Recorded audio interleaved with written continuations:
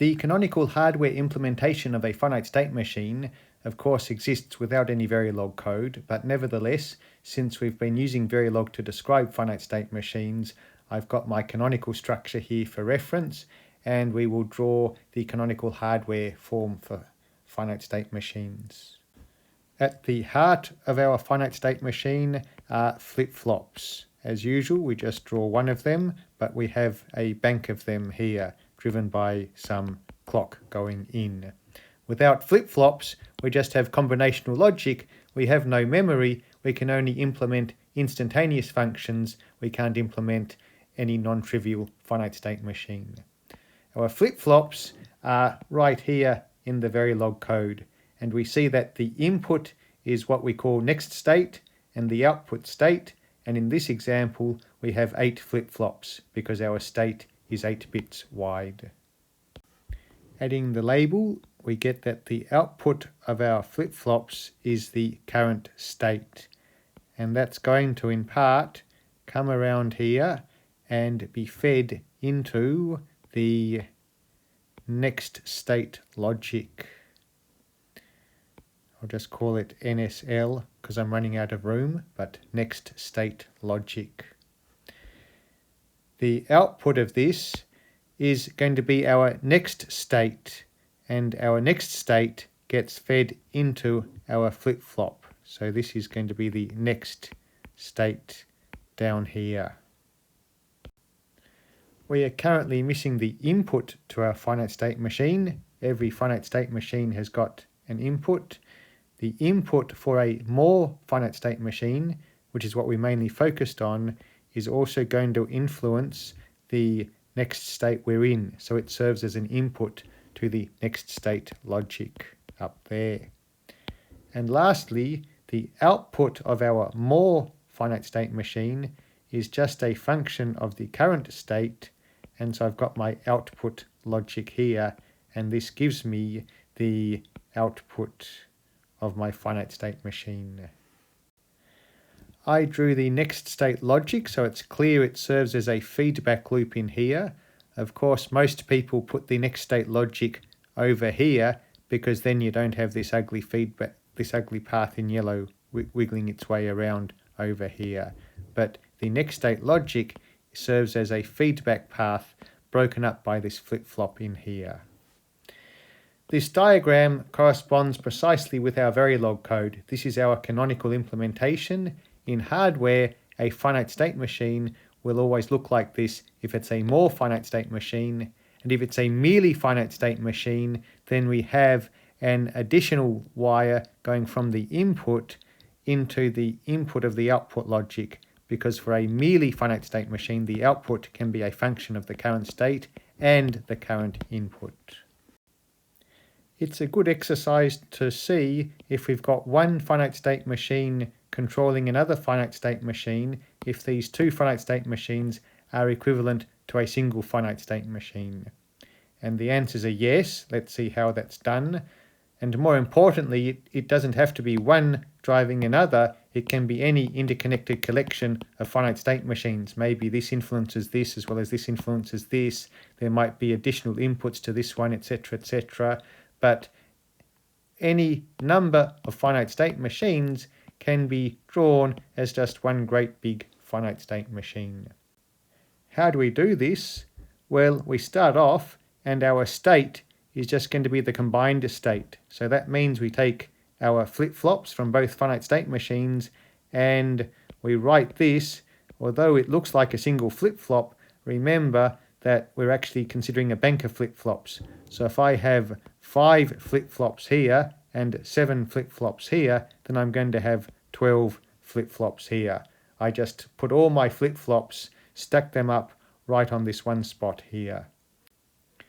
The current state for the red finite state machine is the output there, and the current state of the blue finite state machine is right there. Those flip-flops, the red and the blue, are given by this white one here. I have both of them, so therefore the output here, these 12 bits coming out, 5 of those bits are the current state for the red finite state machine, and 7 of those bits are the current state for the blue finite state machine. So this is my current state, and it includes both the red and the blue finite state machines. This current state gets fed back all the way round to the input to go into the next state logic. Once again, we have to remember that in this example I've got 12 wires coming out. 5 of these wires represent the current state of this finite state machine. 5 of these wires go to next state logic. Well, that's just these 5 wires going to this next state logic. So this next state logic consists of this one and this one. They're just separate. I've just drawn them together. Just like these flip-flops represent these flip-flops and these flip-flops, this next state logic is going to represent both this one and this one, because 5 of the inputs here are these 5, and 7 of these inputs are these ones here.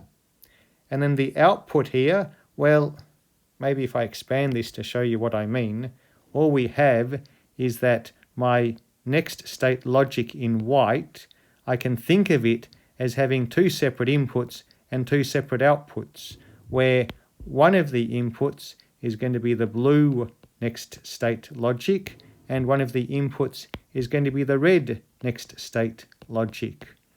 And if I've got 2 combinational logic circuits, whether I treat them as 2 separate ones, or whether I just draw a box around them and augment the wires, I can just draw it as a single combinational logic circuit with more bits coming in and more bits going out. So that's how we get our next state logic down here. And in both cases, the next state logic goes to the flip-flops, the next state logic goes to the flip-flops. So again, this diagram, basically you can think of it as just stacking up this path in red, and on top of it, this path in blue. So we've got this part of it here. As for the input to the next state logic, well, for a general finite state machine, the input simply comes in here.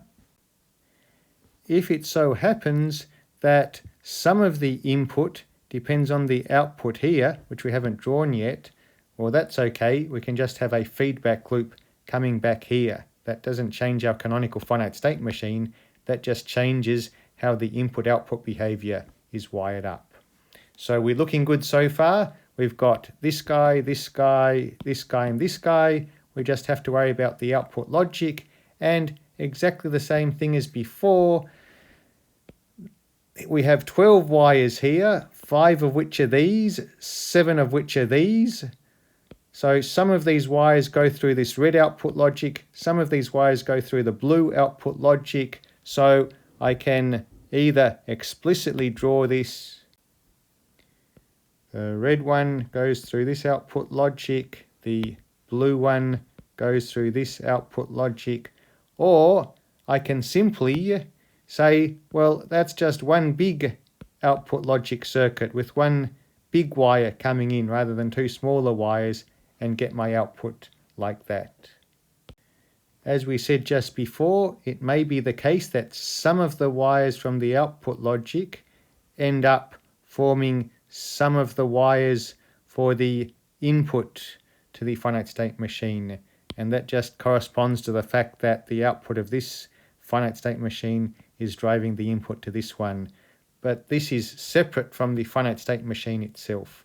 So we've seen that 2 finite state machines can be drawn as a single one, because in our diagram everything consists of more than just one copy. So we don't have one flip-flop, we've got 12 flip-flops. Our output logic, it might be made up of 2 independent logic circuits, but from our perspective, when we augment them together, we just have a big wire going in and a big wire coming out. From our continued assertion that everything is a finite state machine, this has to be true. Because if we could have something different by having one finite state machine drive another, if we get something completely new, we can't then state that everything is a finite state machine.